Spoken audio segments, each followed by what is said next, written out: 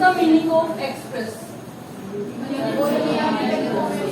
अब हम किसी शॉप पर गए, मैंने कहा कि मुझे ये चीज चाहिए है, ये मेरा इससे काम हो जाए, इस कलर की मुझे दे देना। लेट से हम बैग लेकर लेने जाते हैं ना, बहुत बार हम बैग लेने गए, हमने कहा भी हम सीए कर रहे हैं, हमारी बहुत सारी बुक्स उसके अंदर आ जाए, बड़ा सॉलिड सा हमें एक बैग दे दो, दे दिया, उसने दिखा दिया आपको ब्लैक कलर का, आप कहते हो नहीं नहीं ये नहीं चाहिए, ये रहने दे, ऐसा कर तू मुझे पिंक कलर का दिखा दे या मुझे ब्लू कलर का दिखा दे, ठीक है।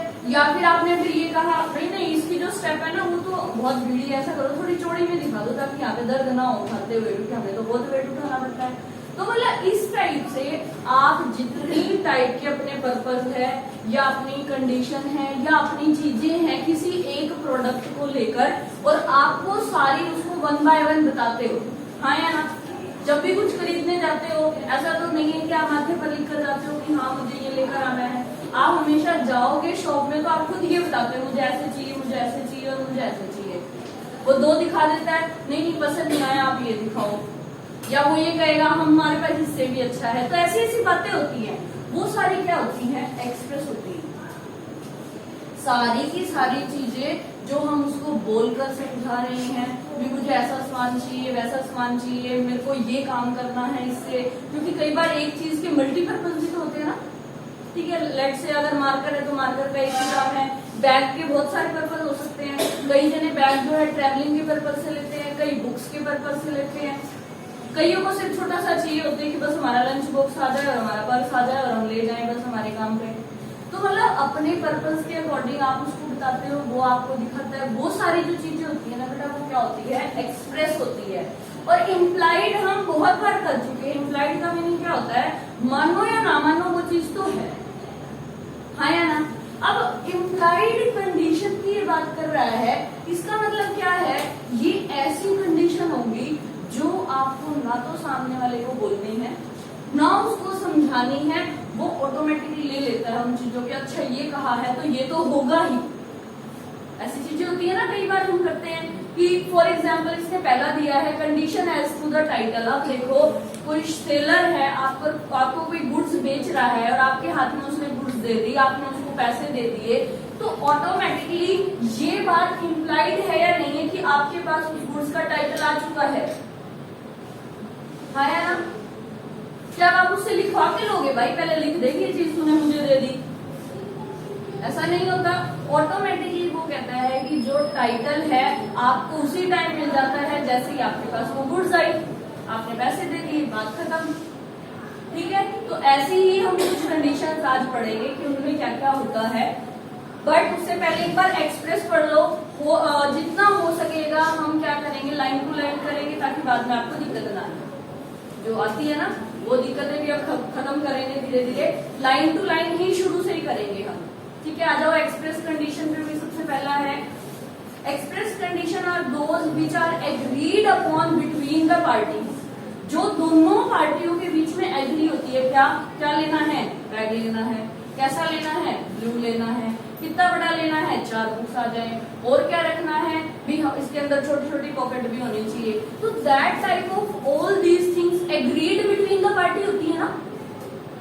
एक पार्टी दूसरी को बताएगी अच्छा ऐसा ऐसा है हमारे पास, आप कहोगे हाँ हाँ मुझे तो वही चाहिए, बस वही दे दे, ऐसा ही कुछ चाहिए। तो ऐसी चीजें जो एग्रीड बिटवीन द पार्टीज होती है eight the time of contract, जब आप एक चीज खरीद रहे हो दूसरा उसको बेच रहा है, तो वो कॉन्ट्रैक्ट ही हो गया। And are expressly provided in the contract, वो बहुत एक्सप्रेसली प्रोवाइड की जाती हैं, चाहे वो बोलकर चाहे वो लिखकर, कि मुझे इसमें ये चीज भी चाहिए, पॉकेट भी चाहिए, छोटी छोटी बीच में वो लाइन बनी होती है ताकि मेरे वहां पे पेन डल जाए, छोटी सी आगे पॉकेट हो जिसमें मैं मेरे थोड़े बहुत पैसे रख लूं, मेरा फोन रख लूं। हम ऐसा ही तो कुछ देख के लेते हैं ना जब भी आप कोई चीज लेने जाते हो। तो एक्सप्रेस कंडीशन जो है वो मोस्ट कॉमन थिंग है जो आप डेली लाइफ में करते हो। डेली हम कुछ ना कुछ खरीद ही लेते हैं, कभी पेन की जरूरत पड़ गई, कभी किसी चीज की जरूरत पड़ गई, कुछ खाने पीने की चीज की जरूरत पड़ गई, तो आप बताते हो ना सामने वाले को। सीधी सी बात यही है कि express condition are all these things जो आपने जाकर सेलर को कहा कि मुझे ये चीज दे दे, मुझे ये चीज बेच दे, ठीक है। और दूसरी पे आ जाओ, दूसरी क्या कहती है, इम्प्लाइड कंडीशन होती है भाई, ऑन दी अदर हैंड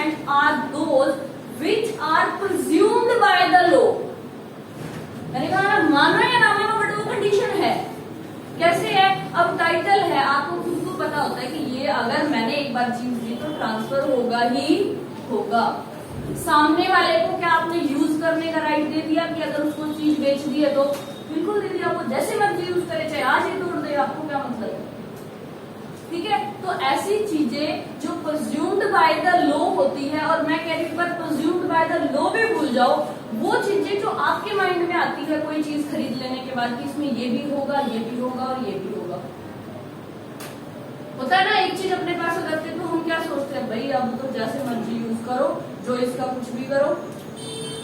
ठीक है, आओ पढ़ते हैं क्या है implied. Presumed by the law to be present in the contract, it should be noted that an implied condition may be negated or waived by an express agreement। वो कहता है कई बार जो इम्प्लाइड चीजें है ना एग्रीमेंट में एक्सप्रेसली लिखकर हम उसको वेव करवा देते हैं, भाई ये चीज ना करियो। होता है ना कई बार, आप कोई चीज लेकर आए, लेट से एक मिल्क का पैकेट लेकर आए, ठीक है, वो मिल्क था लेट से 2 दिन पहले का। आपको पता है ना कि मिल्क के पैकेट पे 2 या 3 दिन की ही ऐसे डेट लिखी होती है, उसके बाद वो नहीं चलता। तो पैकेट जब आप लेकर आए ना, शॉपकीपर ने आपको पहले ही ये चीज एक्सप्रेस कर दी, भाई ये वाला दूध ना पीने के लिए यूज ना करियो, अगर दही जमानी है तो ले जाओ। आ रही बात समझ? क्या कहा उसने, भाई ये पैकेट का दूध पीने के लिए यूज ना करियो, लेकिन अगर दही जमानी है तो तू लेके जा सकता है, इसको तो कोई दिक्कत नहीं है। तो एक टाइप से देखो उसने आपका राइट रिस्ट्रिक्ट किया ना, दैट इज एक्सप्रेस एग्रीमेंट के अंदर उसने आपको ये चीज बताई है कि देख सारे काम जो करना चाह रहा है कर लियो, बट ये ना करियो। ऐसा नॉर्मली होता है। तो ये कहता है इम्प्लाइड चीजें वो तो है ही है जो सारी आपके माइंड में है कि इसमें ये भी होगा, ये भी होगा, ये भी होगा, but except those things which are expressly mention in the contract, वो छोड़ दो, बस बात कर लो। क्लियर है यहाँ तक? आ जाओ।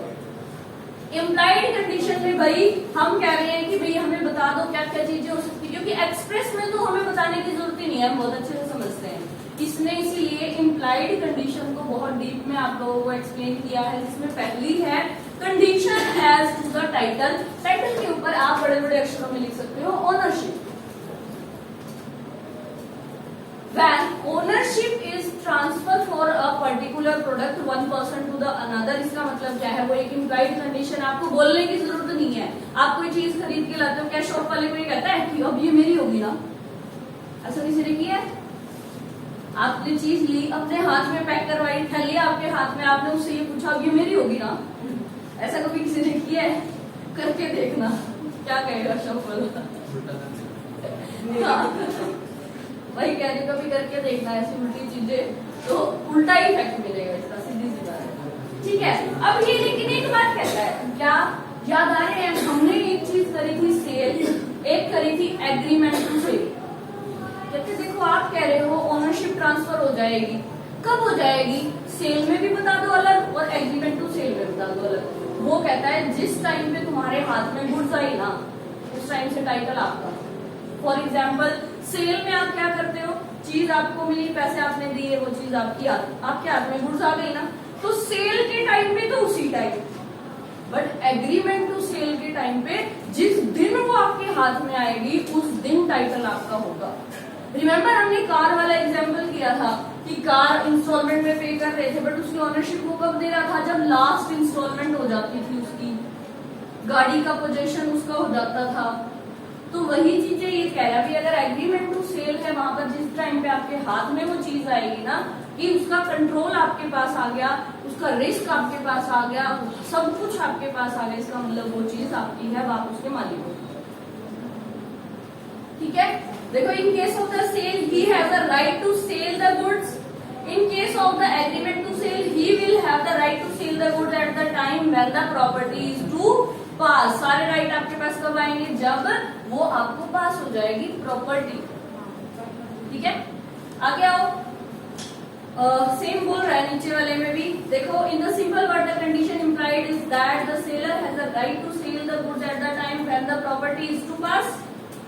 सेम वही बात है, पास होगी उसी टाइम पे आ गया आपके पास right. If the seller's title turn out to be defective, बताओ याद आ रहा है पेरिशिंग में हमने कुछ किया था, सेल के टाइम पे अगर आपकी पैरिश हो जाती थी, सेल आप कर चुके हो तो उसका कुछ कर सकते थे, बट एग्रीमेंट टू सेल में भी गुड्स पास नहीं हुआ था और आपके पास ही है तो आप कर सकते हो। सेम अप्लाई करो यहाँ पर भी कि अगर उसमें डिफेक्ट आ चुका है तो बायर के पास एक बार का गुड्स पास हो चुकी है तो डिफेक्टिव आर्टिकल को क्या वो वापस कर सकता है, वो कर सकता है। वहां पर हमने बात पेरिशिंग में क्या करी थी, गल सड़ जाए, डिस्ट्रॉय हो जाए, आउट ऑफ फैशन हो जाए, वहां पे डिफेक्टिव तो हमने एक बार भी नहीं बोला, याद आ रहा है। डिफेक्टिव होने का मतलब क्या है कि उसमें कुछ फर्क था, आप लेकर गए थे बिल्कुल फैशनेबल चीज, आप घर गए जैसे ही जाते उसका बटन टूट गया, उसमें कुछ डिफेक्ट आ गया। डिफेक्ट एक अलग वर्ड होता है, देखो पैरिश होना एक अलग वर्ड होता है, ठीक है। और आपके पास पूरा पूरा राइट है कि आप अपने पैसे को रिकवर कर सकते हो। आगे आ जाओ, सेल बाय द डिस्क्रिप्शन। बताओ डिस्क्रिप्शन क्या होती है, हमने कल भी किया था ये, उसमें आया था अपना केवट एम्पटर में आया था शायद।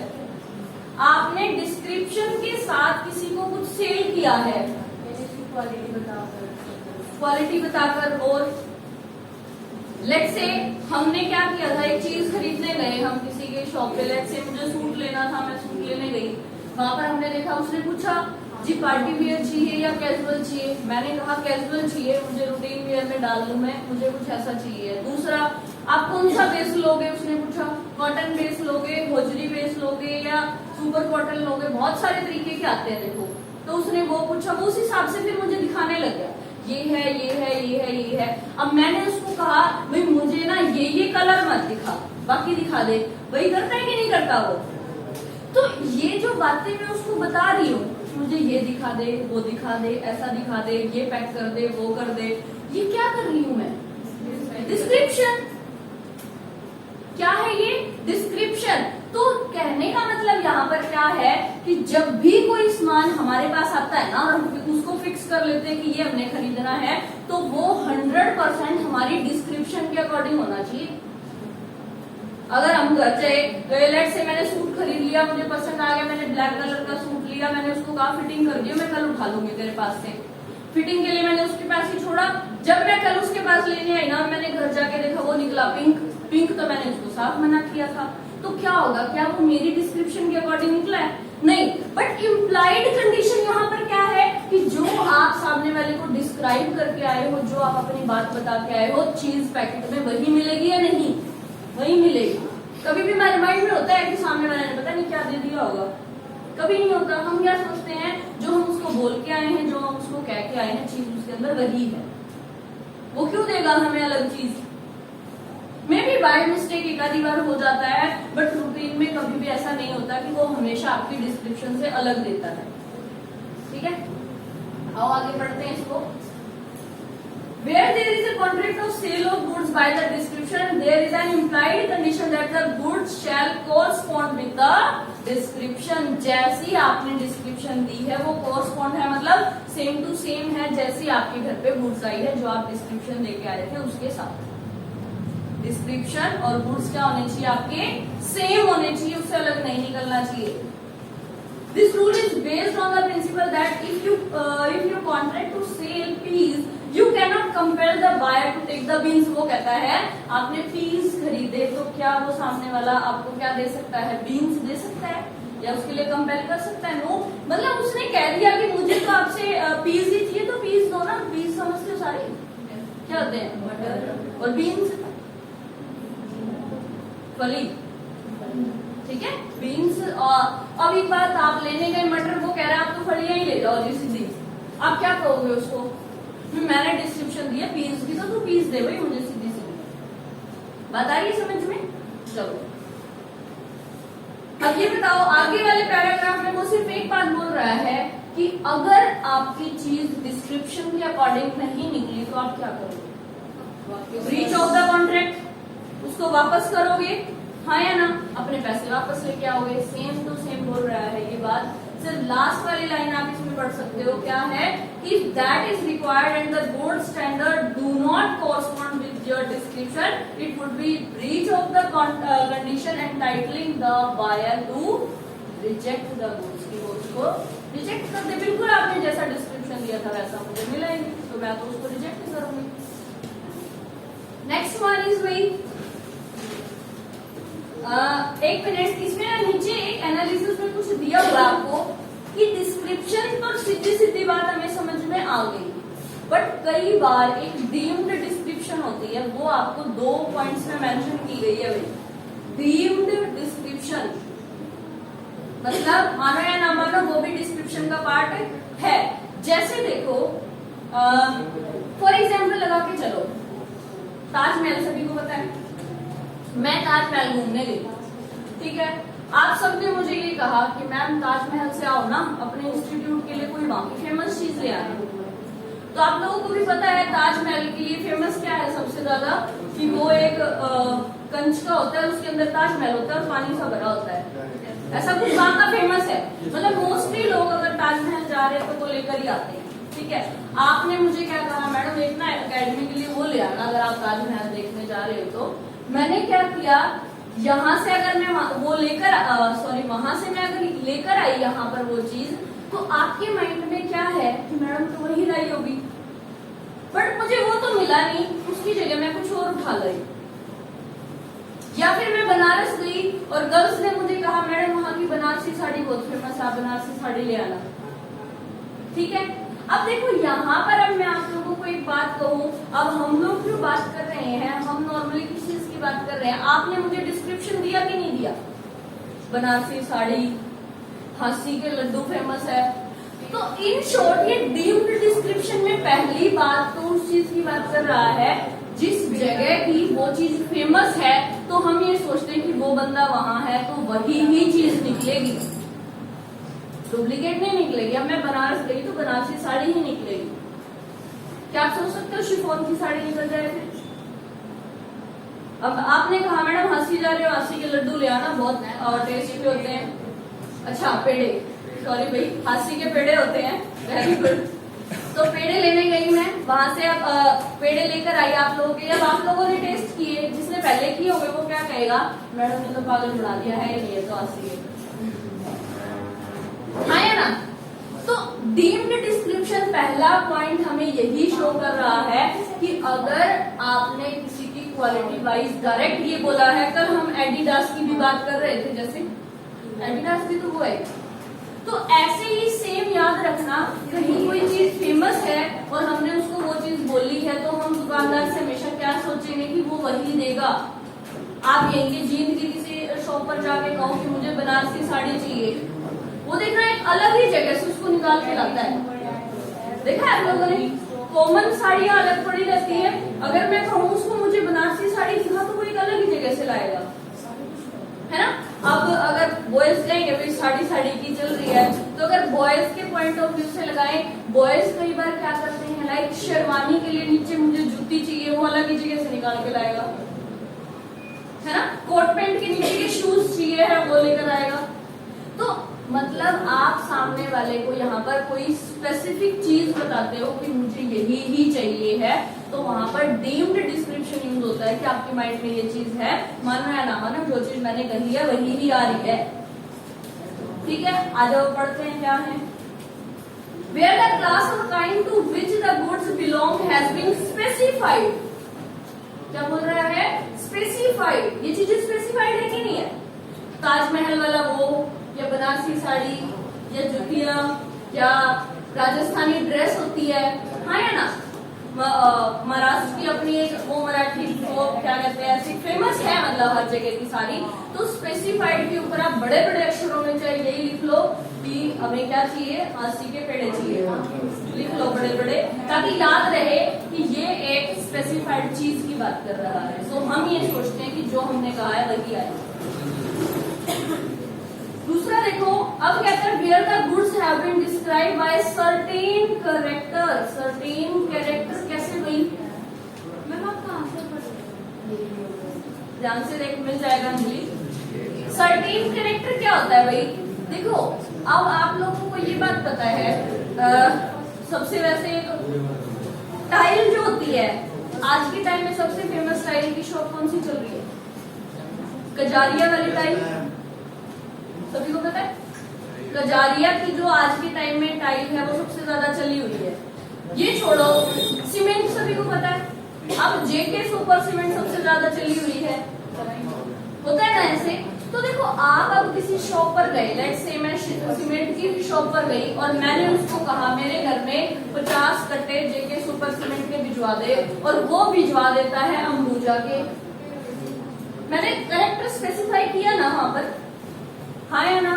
तो कहता है कि अगर आपने किसी चीज का कैरेक्टर वहां पर स्पेसिफाई किया है तो ये डीम्ड है आपके दिमाग में कि जो आप बोलकर आए हो वही ही आया है। क्लियर है भाई? देखो एक जगह पे स्पेसिफाइड प्लेस की बात कर रहा है, स्पेसिफाइड आपकी चीज की बात कर रहा है, दूसरे में वो कैरेक्टर की बात कर रहा है स्पेसिफाइड। आ रही है बात समझ में? तो जैसा आपने बोला है वैसा ही आना चाहिए। फॉर एग्जाम्पल के तौर पे इसने दिए हुए हैं jute based of specified shipment, steel of specific dimension. आप अपने जैसे आपके घर की सीढ़ियों पे आपने ग्रिल लगवानी है, लेट्स से यही लगवानी है, तो आपको पता है ना वो माप लेकर जाते हैं, क्या किसी और के घर की ग्रिल का नाप आपके घर में लगा जाते हैं क्या? वो नहीं। तो ये एक स्पेशल कैरेक्टर है भाई, याद रखना। आगे आ जाओ, सेल बाय सैंपल। बताओ भाई, सेल बाय सैंपल, आपने सैंपल में जो दिखाया है क्या रियल में वो वही होना चाहिए कि नहीं होना चाहिए? अमन और ये प्लीज बेटा टेस्ट कर रहे हो, टेस्ट ही कर लो, ठीक है भाई? क्या होता है अगर आप बाय द सैंपल कर रहे हो तो आपके माइंड में क्या होता है, जैसा सैंपल दिखाया वैसे ही होगी। कभी किसी चीज के साथ आप लोगों के साथ हुआ है कि आप किसी शॉप पर गए, उसने पहले सैंपल दिखाए, बाद में वो कहते हैं जी फ्रेश पीस निकाल कर दे देंगे। कल मैं बात कर रही थी जो चीजें होती है कि एक बार यूज कर ली वो वापस नहीं लेता, याद आ रही है? कॉस्मेटिक का सामान होता है, या फिर आपकी ना कई ऐसे कपड़े भी आते हैं कि अगर आपने यूज कर लिया तो वो आपकी फिटिंग के अकॉर्डिंग हो जाते हैं, वो दोबारा नहीं लेते, या अगर उसने आपको स्टिच करके दिया है तो वो दोबारा नहीं लेगा, ऐसा कुछ होता है। तो वो कहता है कि अब पहले आपने सैंपल में जो मुझे ट्राई करवाया ना वो तो कुछ और था, और पैकिंग में जो आपने मुझे दे दिया वो कुछ और है, ऐसा होगा?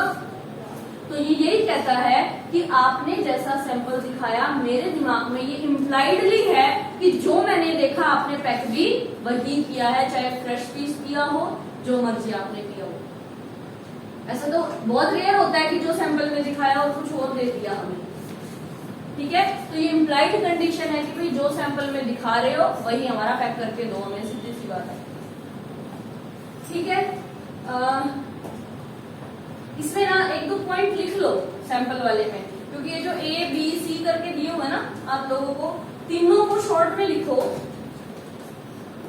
पहले पॉइंट का है जैसा सैंपल वैसा सामान। पहले पॉइंट का लिखो जैसा सैंपल वैसा सामान।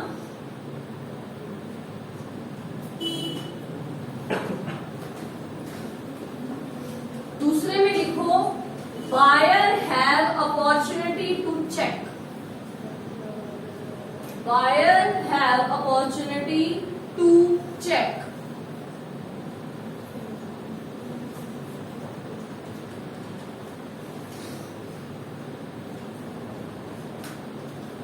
क्या बोल रही हूँ? Buyer have opportunity to check का मतलब क्या?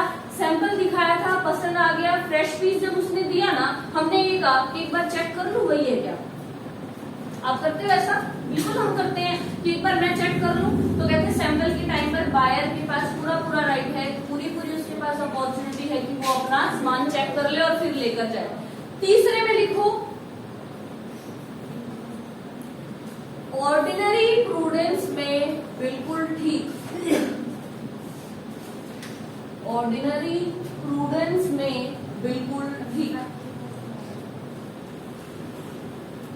इसका मतलब क्या है भाई? कल हमने एक टॉपिक किया था जिसमें हमने ये किया था कि ऑर्डिनरी उसने एग्जामिनेशन कर लिया है, अब आपने सैंपल के अकॉर्डिंग चीज थी, ऊपर से आपने थैली निकाली, चेक कर लिया, अंदर रख लिया, बट घर जाके जब आपने उसको खोला तो उसमें कुछ गड़बड़ निकली। ये उस गड़बड़ की बात कर रहा है। लेकिन इम्प्लाइडली अगर सोचा जाए, क्या कभी किसी के माइंड में ये होता है कि मैं जैसे ही मेरे घर जाके खोलूंगा तो इसमें ये गड़बड़ मिलेगी? नहीं। तो तभी कह रहा है कि अगर आप सैंपल के थ्रू खरीद रहे हो तो पहला है क्या, जैसा आपने बोला था, जैसा आपने सैंपल दिखाया वैसा सामान। दूसरा है बायर के पास अपॉर्चुनिटी है कि वो चेक कर ले। तीसरा है कि अगर उसने ऑर्डिनरी प्रूडेंस करी थी बट फिर भी बाद में अगर उसमें दिक्कत आ जाती है तो क्या सेलर सुनेगा?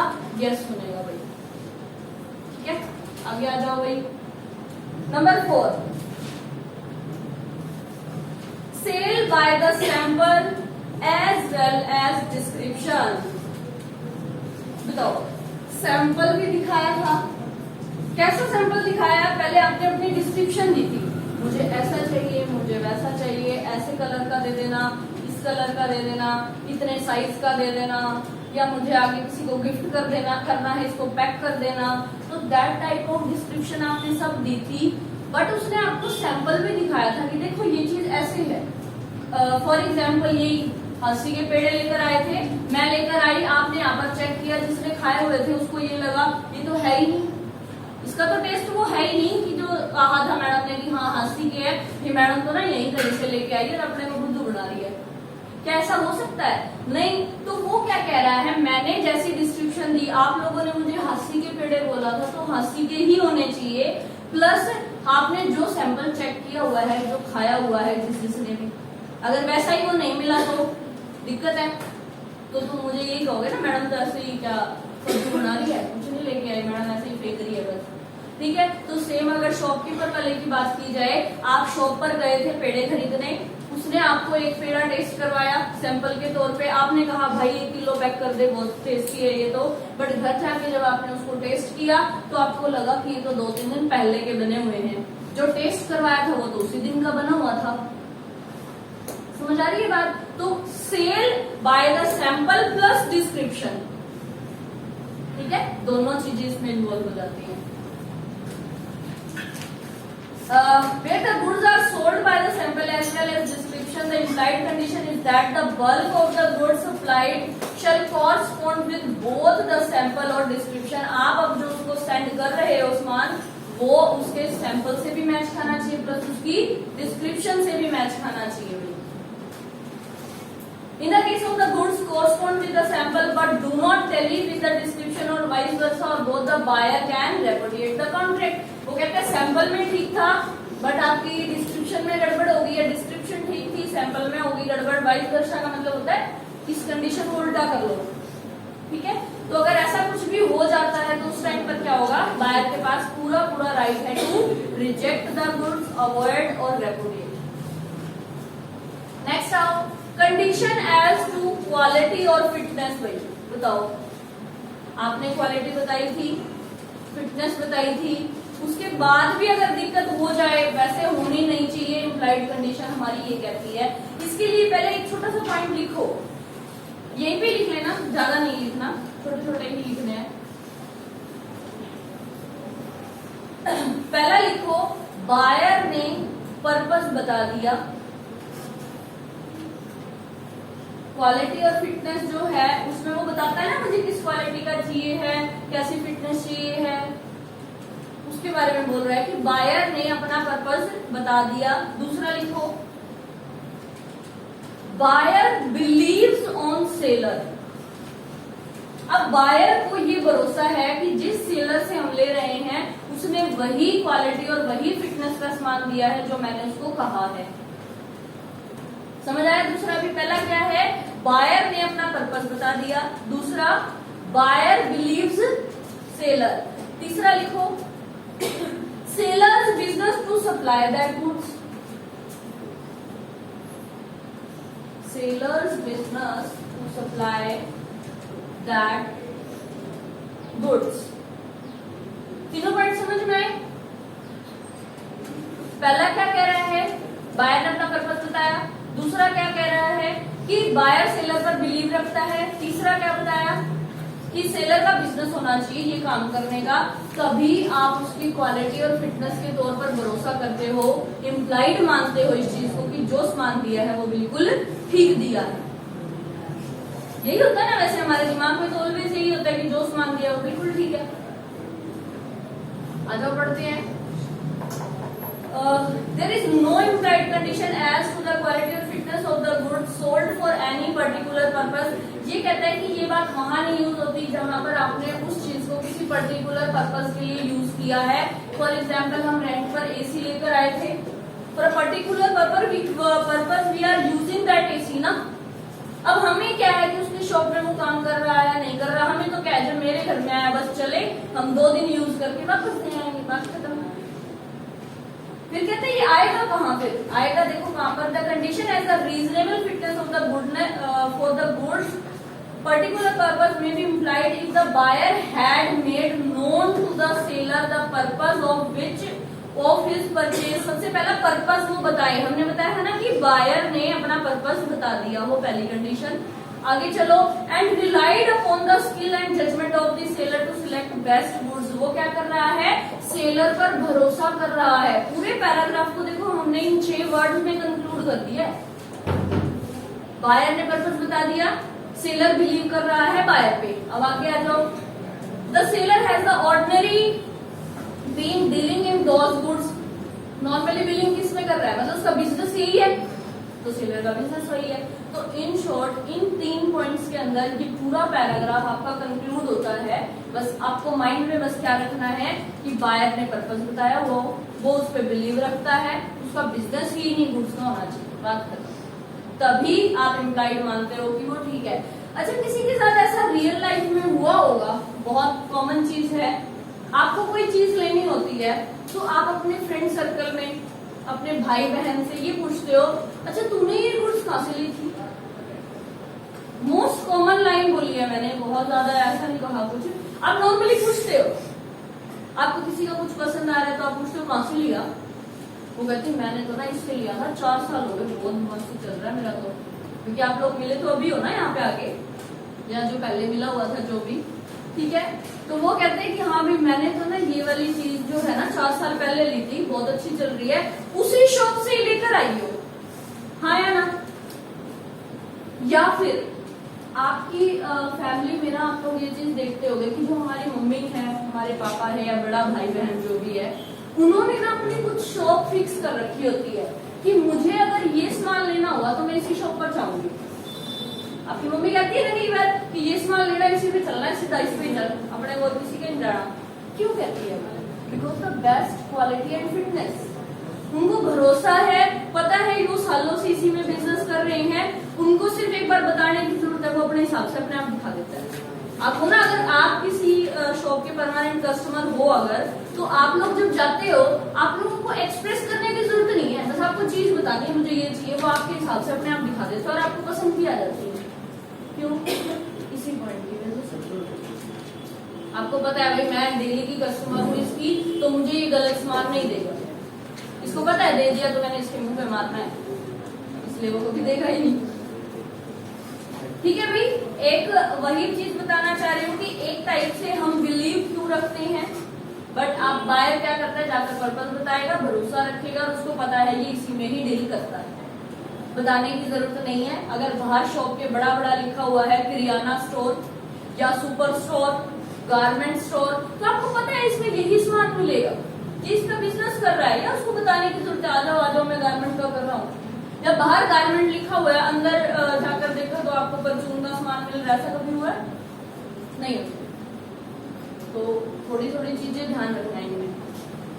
कंडीशन एज टू मर्चेंटेबिलिटी, मर्चेंटेबिलिटी के ऊपर लिख लो सेल परचेज। अगर अभी भी किसी को मर्चेंटेबिलिटी का मतलब नहीं समझ में आया है तो आज शायद लगातार तीसरा दिन है जो हम मर्चेंटेबिलिटी को डिस्कस कर रहे हैं, है ना? तीसरा दिन है ना, कल भी किया था, लास्ट डे भी किया था।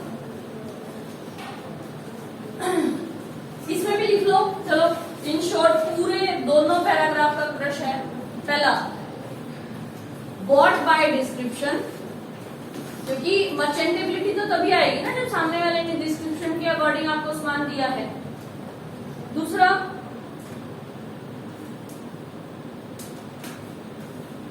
these goods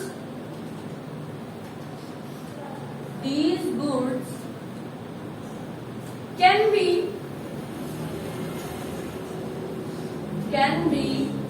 sold again। देखो मर्चेंटेबिलिटी यूज कर रहे हैं, आपको ना एक बात मैंने बताई थी, मर्चेंटेबल या मर्चेंट एजेंट, ये सारे किससे रिलेटेड है? बिजनेस से। मैंने कहा था ना मर्चेंट का मतलब एक व्यापार, बिजनेस, ट्रेड भी होता है। तो इसका मतलब क्या है? देखो मर्चेंटेबिलिटी, आप ये हमेशा याद रखना, ये जो वर्ड है यूज ही वहां होगा जहां पर एक बार आपको सामान करके आगे रीसेल करना है। ये लिखा ना कि सेल इट अगेन, कि हमें ऐसी मर्चेंटेबिलिटी चाहिए। लाइक कल हमने जींद वाला एग्जांपल लिया था, उसके आसपास के गांव वाला एग्जांपल लिया था, याद आ रहा है? कि गांव के सभी लोग आकर क्या करते हैं? जींद से सामान लेकर जाते हैं। हो सकता है कि जींद में उसकी जितनी मर्चेंटेबिलिटी हो वो वहां गांव में ना हो, हाँ या ना? वही है मर्चेंटेबिलिटी, वो जींद का और उसके आसपास के गांव वाला एग्जांपल याद रखना कि मर्चेंटेबिलिटी का मतलब क्या है? कि प्लीज आप हमें ऐसा गुड्स दो which we can resell again, या फिर हम दोबारा इसको बेच लें, कोई हमसे खरीद ले। ठीक है, आओ पढ़ते हैं। Where the goods are bought by the description from a seller who deals in the goods of that description, whether he is manufacturer, producer or not, हमें इससे कोई मतलब नहीं है वो बनाता है या वो इसमें डील करता है, हमें बस चीज खरीदनी है उससे। फिर कहते हैं there is an implied condition that the goods shall be of merchantable quality, कि हम उसको रीसेल कर सके आगे, कोई हमसे परचेज कर ले उसको आगे। Provided that if the buyer has examined the goods, there shall be no implied condition as regard defect which shall examine ought to have been revealed। वो कहता है, याद आ रहा है कि मैंने कहा था वो पैकेट के पैकेट बंद ले गया था अपने घर पे, उसने यहाँ पर देख लिया था एक बार शॉप पर कि यहाँ से वहां से टूटा फूटा तो नहीं है, वो लेकर चला गया और वहां जाकर डिफेक्ट मिल गया, तो क्या वो ब्लेम कर सकता था? नहीं कर सकता था। आगे आ जाओ, मर्चेंटेबल का हमने लिख कर दिया है। आगे आओ भाई, condition as to wholesomeness. Wholesomeness किसी ने नाम सुना? होलसमनेस के ऊपर बड़े बड़े अक्षरों में लिखो हेल्दी।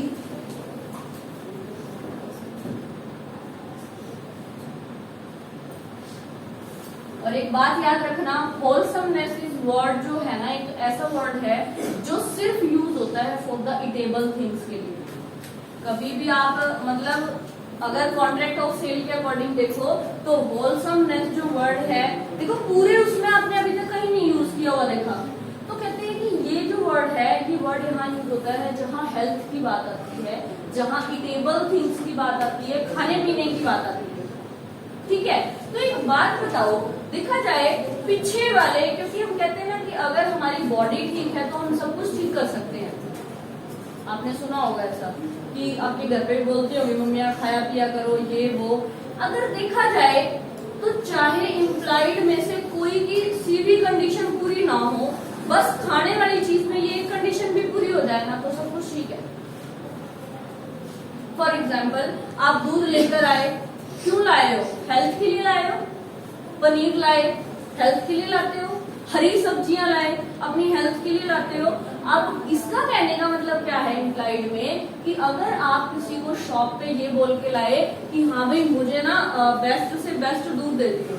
अब जैसे हमारे घरों में क्या है, कईयों के घर दूध कैसे आता है, दूध वाला लेकर जाता है, कई पैकेट का लाते हैं, तो हम अपनी तरफ से अच्छे से अच्छा करने की कोशिश कर रहे हैं। ठीक है, अब वही दूध आप देखो तो 65 रुपए केजी भी मिलता है, 60 भी मिल रहा है, और कई जगह पे आपको 50 भी मिल रहा है। और अगर पैकेट्स वाले दूध की मैं बात करूं तो एक पैकेट 26 का भी आता है, 28 का भी आता है, और 32 का भी आता है। होता है ना, टोन्ड वाला, डबल टोन्ड वाला, फुल क्रीम, ऐसे कुछ नाम होते हैं इनको। तो क्यों होते हैं ये नाम?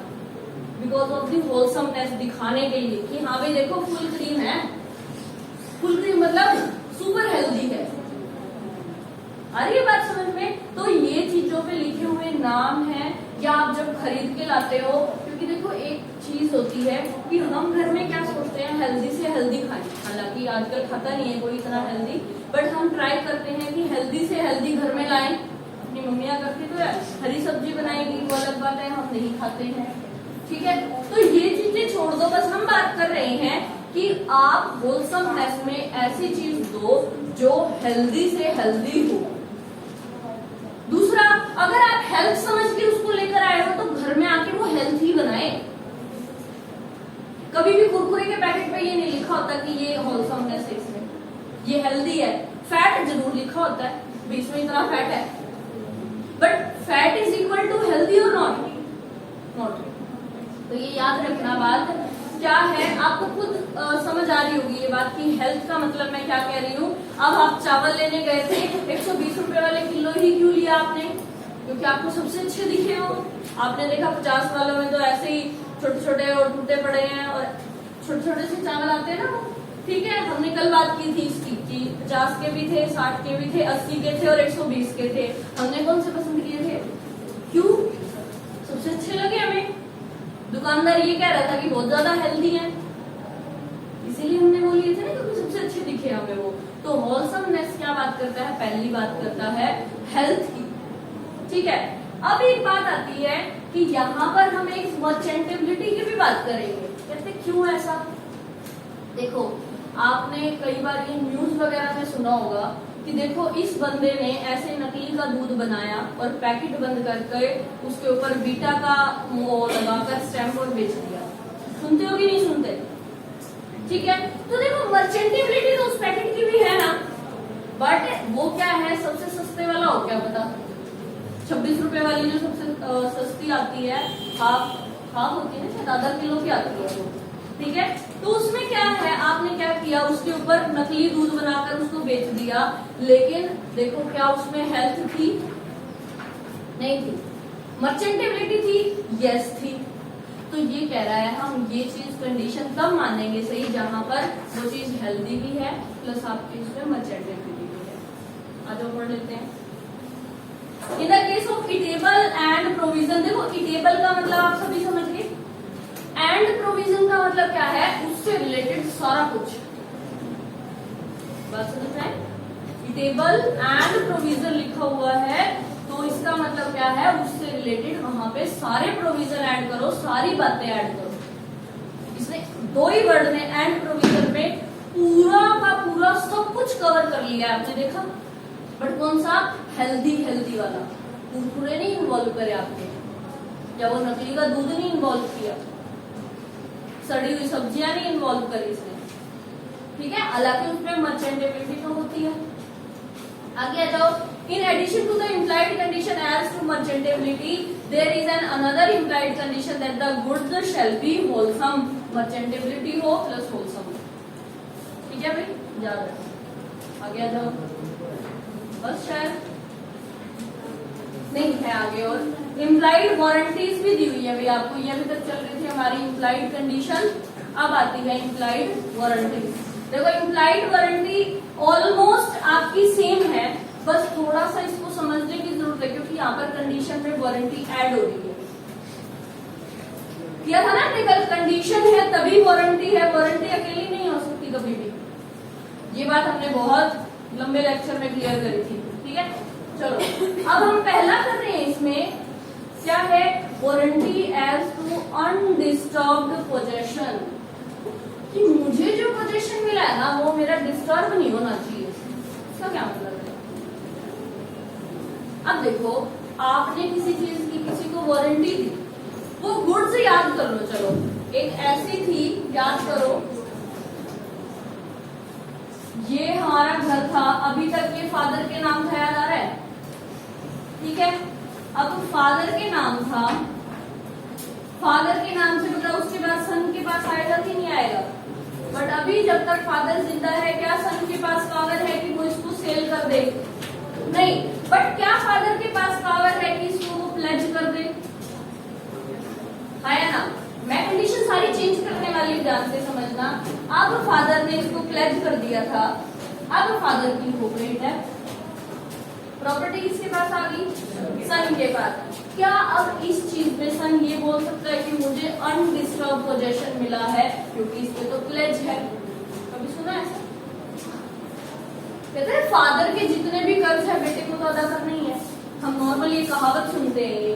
तो अब कहते हैं ऐसी कोई कंडीशन है ना, ये आपकी अनडिस्टर्ब पोजीशन नहीं है, तो कहते हैं फिर अनडिस्टर्ब पोजीशन है क्या?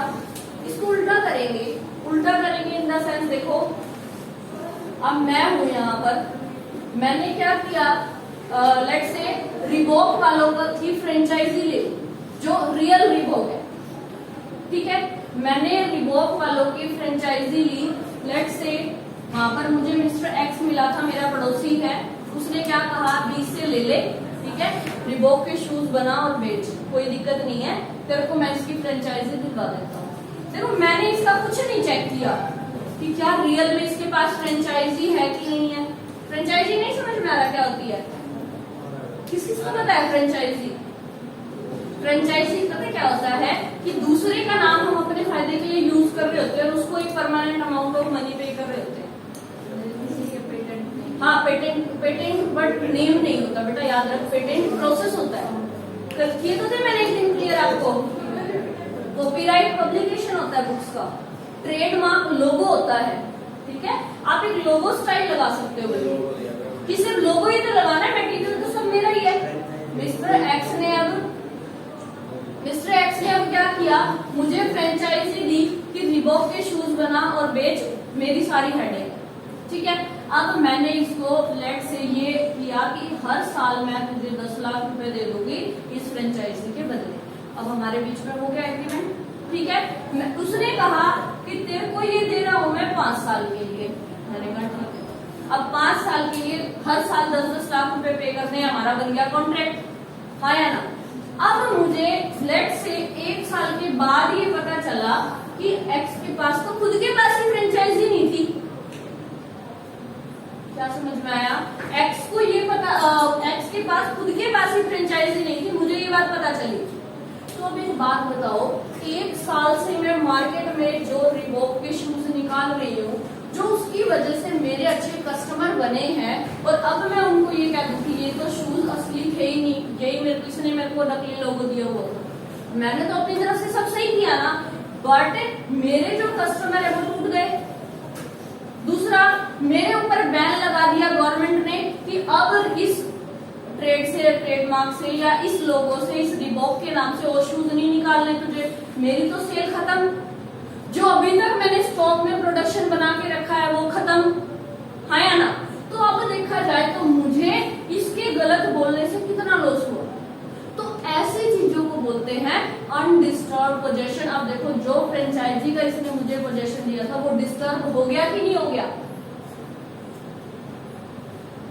अरे कुछ माइंड में। अब देखो, जो इसने मुझे राइट दिया था, मेरा राइट डिस्टर्ब हो गया है। पोजेशन का मतलब ये मत लगा के चलना कि इस चीज को 1 नंबर की जगह पे रखना था, उठा के 4 नंबर पे रख दिया, नो।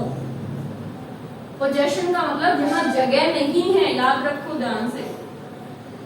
यहाँ पर अब समझ आ रहा है ना पोजीशन कैसे डिस्टर्ब हुआ उसका ना। वो अब आगे बेच सकता है, कस्टमर को बोलेगा कि ये शूज नहीं है तो वो मेरे ऊपर चिल्लाएंगे, क्या दोबारा मेरी शॉप में आएंगे?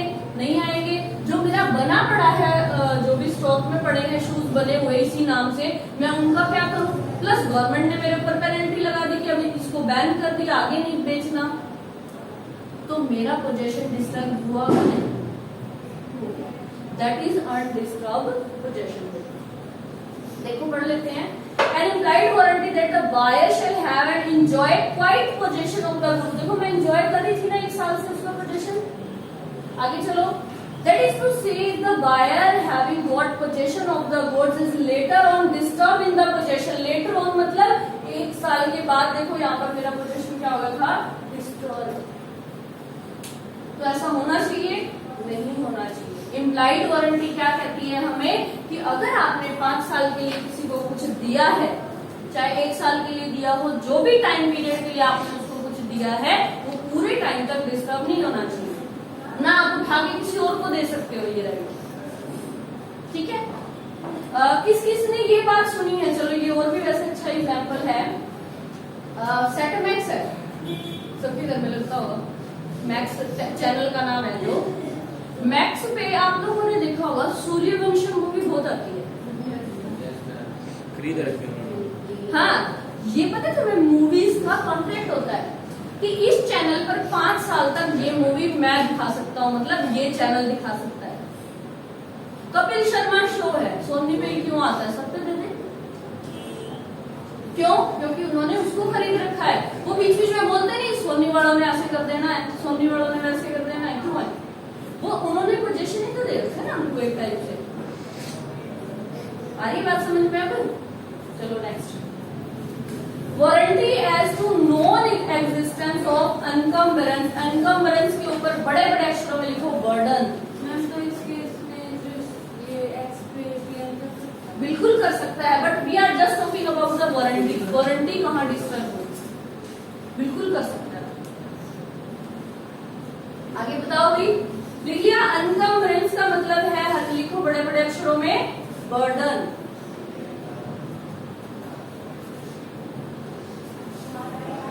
लिख लिया. अब इसमें बहुत एग्जाम्पल उठा लो, बहुत बार बताया हुआ है, बहुत ज्यादा चीप हो चुका हमारा ये एग्जाम्पल. तो अब ये मेरा लेट्स से घर था, ठीक है.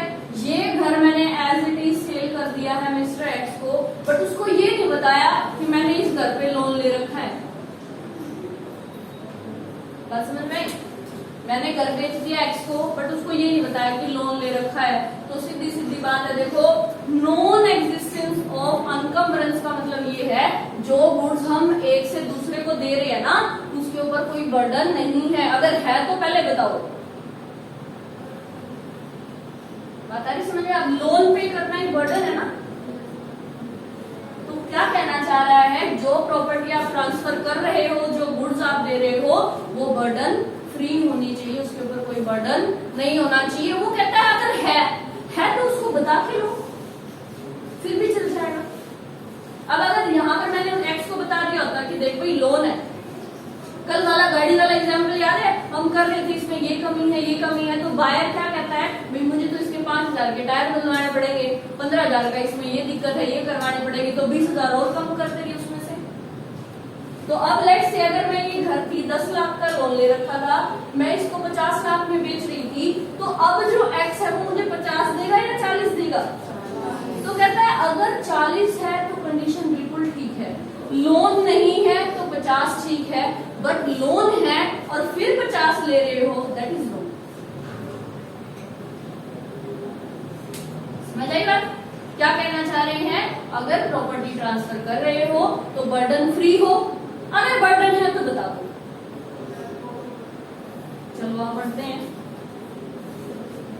An implied warranty that the goods shall be free from any charge or encumbrance in favor of any third party not declared or known to the buyer. या तो आपने डिक्लेयर नहीं किया या उसको पता ही नहीं है बायर को जब वो खरीद रहा है, और eight the time of the contract is entered into, और वो कॉन्ट्रैक्ट में एंटर हो चुके हैं उस गुड्स के लिए. ठीक है. तो इम्प्लाइड वारंटी क्या है, अगर बर्डन है तो बता दो, या फिर बर्डन फ्री ही ट्रांसफर करवाओ. क्योंकि कोई भी कभी ये नहीं सोचता कि अगर ये चीज मेरे पास आई है तो इतना लॉस भी लेकर आई है. हालांकि मेंटेनेंस सभी की होती है, बट बर्डन अलग बात होती है, मेंटेनेंस अलग बात होती है. अब क्या होगा कि ये नहीं बताने वाली, कल बहुत अच्छे से किया था हमने, वारंटी एज टू क्वालिटी और fitness by usage of trade. हमारे बिजनेस का नेचर ही यही है, तो हमें बताने की जरूरत है सामने वाले को नहीं. Disclosure of dangerous nature of the goods, ये अच्छा पॉइंट है, केस स्टडी बनने के पूरे चांस है. डेंजरस गुड्स कौन सी होती है? कल कुकर वाला एग्जाम्पल किया था. कुकर वाले एग्जाम्पल में आपने देखा होगा, जब कुकर हम घर पर लेकर आते हैं, देखना कभी कोई कुकर लेकर आता है घर पे नया, तो उसके ऊपर ना ऐसे ऐसे एक बॉक्स बना होता है, और जैसे ये हमारा है कुकर, ठीक है, कुकर की ये सीटी है, उसमें से ना ऐसे भाप सी निकाली होती है, और यहाँ पर जो उसका स्टिच होता है उसके ऊपर लिखा होता है कि जब तक ये भाप आ रही है ना, कुकर ना खोले. रेड कलर का ऐसा कुछ सिंबल बना होता है. ठीक है.